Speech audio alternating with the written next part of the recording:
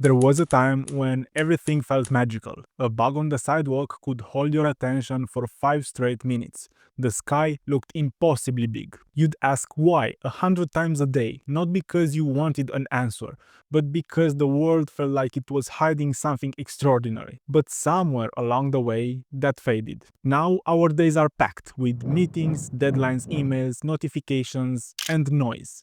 We scroll past miracles without even realizing they were miracles. We Google the answer before even we had time to sit with the question. And slowly, almost without noticing, we stop being amazed by anything. This video is about that feeling, the quiet sense that something has gone missing, not just in you or me, but in the world we've built together. Our institutions, jobs, technology were supposed to help us thrive, but in many ways, they've numbed that part of us that used to wonder. I want to explore how that happened, why curiosity feels harder to access in modern life, and more importantly, how we might begin to reclaim it, not by running away to live in a forest, but by learning to see the same old world in a new way. Because this feeling of wonder isn't gone, it's just buried under all the noise, and maybe it's been waiting for us to look up. In school, I remember getting frustrated over the same thing over and over again. Why do we need to memorize this if we can just look it up later? Maybe, just maybe, that frustration is why I was never what you'd call a model student. Not even close. I just couldn't see the point in half the things we were learning. At some point, I started realizing something. School wasn't really about learning, it was about completing, checking boxes, memorizing formulas, passing exams, forgetting them the next day. It felt like I was being trained to play the game right, not actually understand anything on a deeper level. Ivan Illich, a former priest turned radical thinker, called this out decades ago. In his book Deschooling Society, he said modern education teaches us to confuse schooling with learning, that we start to believe we haven't really learned something unless it comes with the grade, a certification, or something you can hang on the fridge to prove it was worth your time. When Illich worked in Latin America, he saw kids learning real skills, like carpentry, just by spending time with their parents and neighbors. No formal curriculum, no classroom, no end of term exams. And yet they were thriving. He realized that learning doesn't have to be centralized or standardized. But that's not the version most of us got. We grew up in a system where you are rewarded for being compliant, efficient, and fast, not curious, messy, or slow. And when you've been trained like that for long enough, you stop asking big questions because you've learned someone else decides which questions are worth asking. And look, I'm not saying all schools are evil or that teachers don't care. Most of them care a lot, but they're stuck in a system that's more focused on producing good students than creating lifelong learners. Even Carl Jung, a psychologist philosopher who was more into exploring the mind than grading it, believed that true learning taps into something intuitive, symbolic, almost mythic. Like we don't just absorb facts, we search for meaning. But that kind of learning doesn't fit neatly into a multiple choice test. So, yeah, school slowly teaches us to play it safe, to give up the joy of following our own questions. And over time, that part of us, the part that used to light up at the smallest discovery, starts to fade. All through childhood, I thought that once school was over, life would finally open up. You survive the tests, the grades, the structure, and then you're free to do something meaningful, something useful, something that makes you feel like you're actually contributing to the world. And then you get a job. And it's weird because you do everything you were told to do. You follow the rules, you show up on time, you reply to emails, you make spreadsheets, you sit in meetings that could have been emails. And yet, something feels off. You are busy all the time, but you are not really doing anything. You are contributing to something, but you are not totally sure what. It's like being the world's busiest hamster, except instead of getting off the wheel, you just get promoted to a slightly nicer wheel. That feeling, that's exactly what anthropologist David Graeber wrote about in his book Bullshit Jobs. He collected stories from people all over the world who basically said the same thing. My job exists for no real reason, and I have no idea what I'm doing with my life. Graeber breaks these jobs into types: flunkies, box tickers, taskmasters. They sound funny until you realize people spend their entire careers into these roles, decades of their lives. And weirdly, many of these jobs are well paid. You can actually get rewarded more for how detached you are from anything meaningful. And it's not just that the work is boring, it's that you know deep down that if your job disappeared tomorrow, the world would keep spinning just fine. That's when it starts to mess with you. You start feeling like your time doesn't really belong to you anymore. Like life is something you clock into and endure, rather than something you engage with. Graeber called it spiritual violence, which sounds intense, but honestly, it fits. We are not just losing time, we are losing our connection to purpose and meaning. And it's not so different from school. Just like Illich said, the system trains us to follow instructions, not ask questions, to be efficient, not curious, to keep running on the wheel.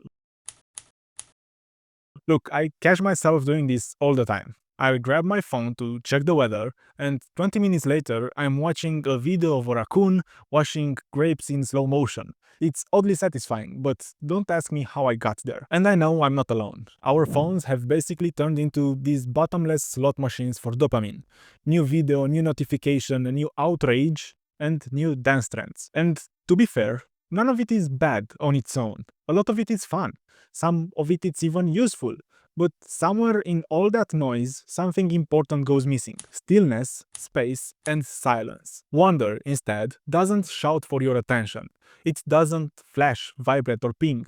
It sneaks up on you when things slow down, when you are watching the sky change color, or listening to a friend tell a story that actually means something. But that kind of deep attention, it's the exact thing our algorithms are designed to break. There is this article called Why the Modern World is Bad for Your Brain. It explains how our constant multitasking, bouncing from app to app, video to video, actually rewires our brains. We get worse at focusing, worse at remembering, and maybe most importantly, worse at just being present. We don't get bored anymore. And that might sound like a good thing, but boredom used to be the front door to imagination. It's where wonder lived. Now, the second we feel even a hint of empty space, in line at the grocery store, waiting for a friend, sitting on the toilet, we grab our phone without thinking. And I mean, sometimes that's fine. But when it's absolutely every moment, we are basically cutting off the oxygen supply to our own curiosity. There is this line I love: attention is the rarest and purest form of generosity.